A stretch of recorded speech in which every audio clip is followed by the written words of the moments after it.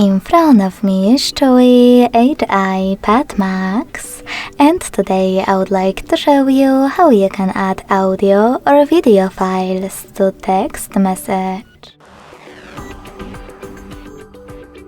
Firstly, open Messages app and select one of your chats. Following that, to add an audio file, click on this plus at the bottom left corner of chat window. Then select Files section and tap on one of your files right away over here. Select one of those sources or click on those three lines at the top left corner and click on one of those categories.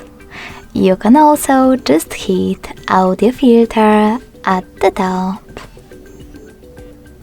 Finally, you can hold your file that you wish to add and tap on Select at the top right corner. So when I do that, as you can see, my audio file was successfully added. To add a video one, click on this camera and the photo next to the plus icon. Click on Gallery section, then select Folders and hold your video over here.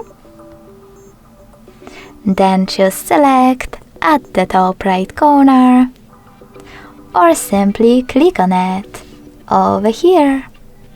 Then hit Add at the top right corner as well. Thanks so much for watching. If you enjoyed this video, don't forget to leave a like, comment and subscribe. Bye!